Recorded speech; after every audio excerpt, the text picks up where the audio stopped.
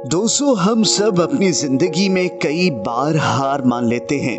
हमें लगता है कि हम जिंदगी में आगे नहीं बढ़ सकेंगे, लेकिन मायूसी गुनाह है।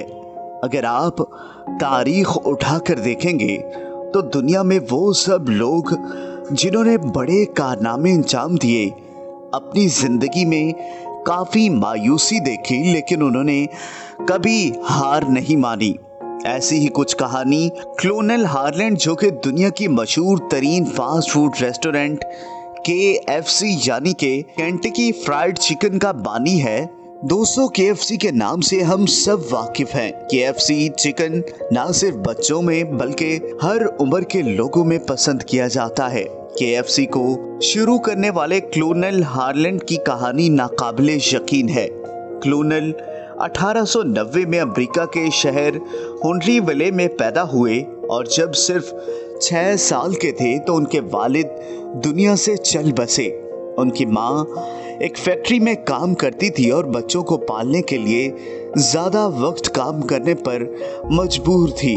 इसलिए क्लोनल अपने छोटे बहन भाइयों के लिए छोटी उम्र ही से खाना पकाना शुरू हो गए। जब उनकी उम्र 12 साल की थी तो उनकी माँ ने दूसरी शादी कर ली और उनका सौतेला बाप बच्चों को नापसंद करता था। तभी क्लोनल ने घर छोड़ने का फैसला किया और 12 साल की उम्र में घर छोड़कर एक फर्म में जॉब करना शुरू कर दी। इसी वक्त उन्होंने स्कूल छोड़ने का फैसला किया और 7वीं जमात में स्कूल भी छोड़ दिया। 16 साल की उम्र में क्लोनल अपनी उम्र से ज़्यादा बताकर आर्मी में भर्ती हो गए, लेकिन एक बार आर्मी में उनकी कम उम्री का पता चल गया और उनको आर्मी से निकाल दिया गया। आर्मी से निकाले जाने के बाद क्लोनल रेलवे में भर्ती हुए। रेलवे में भी क्लोनल ज़्यादा देर तक ना रह सके। अपने एक साथी को वर्कर से लड़ाई की वजह से उनको रेलवे से भी निकाल दिया गया। रेलवे में काम करने के साथ साथ उन्होंने फैसला किया कि वो अपनी तालीम मुकम्मल करेंगे। चुनाचे उन्होंने एक लॉ स्कूल में दाखिला लिया, लेकिन वहां भी एग्जामिनर के साथ लड़ाई करने की वजह से उनके इम्तिहान देने पर पाबंदी लगा दी गई।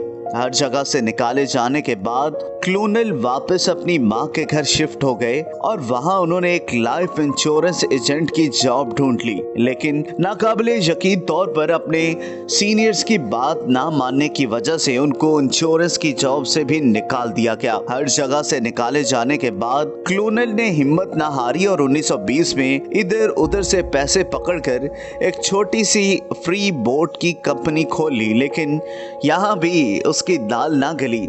मुनाफा ज्यादा ना होने की वजह से ये कंपनी भी बेचनी पड़ गई। ये कंपनी बेचकर उसने एक लैंप बनाने की कंपनी ली। आप यकीन नहीं करेंगे, इसकी किस्मत इस वक्त ऐसी थी कि एक और कंपनी वैसे ही लैंप पहले से ही बना रही थी और उसको पता ना था और उसका ये बिजनेस भी नाकाम हो गया। क्लोनल की जिंदगी में नाकामी के अलावा और कुछ ना था। उसकी शादी 1929 में हुई और अगले साल 46 साल की उम्र में उसने एक गैस स्टेशन पर बर्गर और चिकन का छोटा सा स्टॉल खोल लिया और वहां गुजरने वाले ड्राइवर्स को खाना बेचने लगा। ये उसकी अपनी चिकन की रेसिपी थी जो उसने अपने घर ही में अपने बहन भाइयों के लिए तैयार की थी। उसका खाना इतने मजेदार था कि बहुत जल्दी ही अपने इलाके में मशहूर हो गया। शायद उसकी जिंदगी की पहली कामयाबी थी। दोस्तों, क्लोनल ने अपने उस छोटे से स्टॉल से कुछ ही अरसे में ऐसी गैस पंप के साथ 142 सेट्स का एक शानदार रेस्टोरेंट खोल लिया, जिसका नाम इसलिए केंटकी फ्राइड यानी KFC रखा, लेकिन उसकी किस्मत में अभी और तकलीफें लिखी थी। 4 साल के बाद जब सब कुछ ठीक जा रहा था और उसका रेस्टोरेंट बहुत मशहूर हो गया था, तो उसने अपने रेस्टोरेंट के साथ एक होटल भी बना लिया, लेकिन कुछ महीने बाद उस होटल में आग लग गई, फैलते हुए उसके रेस्टोरेंट तक पहुंच गई। सब कुछ खो गया, फिर भी बाहिम्मत शख्स ने एक नया रेस्टोरेंट खोल लिया, लेकिन दूसरी जंग अजीम की वजह से वो रेस्टोरेंट भी कुछ वक्त के लिए बंद करना पड़ा। दूसरी जंग अजीम खत्म होने के बाद उसने फैसला किया कि अपने रेस्टोरेंट की मुख्तलिफ शहरों में फ्रेंचाइजेस बनाई जाएं। उसके अपने मुताबिक ये लोगों से मिलता और रेस्टोरेंट की फ्रेंचाइजेस बेचने की कोशिश करता तो वो उस पर हंसते थे। उसके मुताबिक उसके आइडिया को 1009 दफा रिजेक्ट किया गया, लेकिन उसने हिम्मत ना हारी।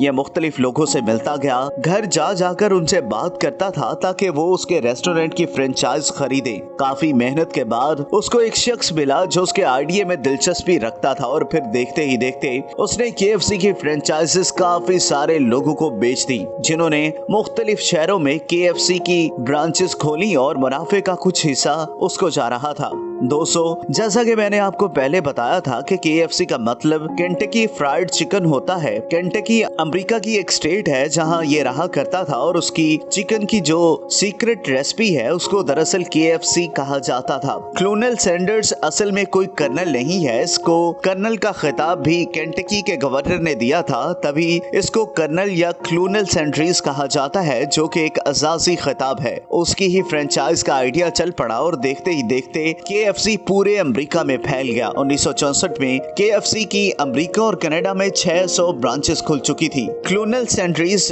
74 साल का हो चुका था और सब कुछ ठीक ठाक चल रहा था, लेकिन फिर इसको KFC को बेचने की ऑफर की गई और काफी सोच विचार के बाद उसने ये ऑफर कबूल कर ली। उसने KFC को उस दौर में $2 मिलियन में बेचा। उसके साथ साथ उसको KFC की तरफ से हर तनख्वाह भी मिलती थी और ये KFC है एक एडवर्टाइजर के तौर पर काम करने लगा। दोस्तों, यहाँ एक दिलचस्प बात ये है कि इसको KFC को बेचने के बाद खरीदने वाला जॉन ब्राउन ने KFC की चिकन रेसिपी ही तब्दील कर दी। इसने बचाने के चक्कर में रेसिपी को थोड़ा सा तब्दील कर दिया, जो लोगों को सख्त नापसंद आया। यहाँ तक कि मीडिया में इस बात को उठाया जाने लगा। सैंडर्स इस बात से सख्त नाराज थे कि उनकी तैयार करदा रेसिपी की ये हालत बना दी गई है। उन्होंने KFC के मुकाबले में ओरिजिनल रेसिपी के साथ एक नया रेस्टोरेंट खोल लिया। उसका नाम ग्लोडिया सैंडर्स रख दिया, जो उसने अपनी दूसरी बीवी के नाम पर रखा था। KFC कर्नल सैंडर्स को अदालत में ले गई क्योंकि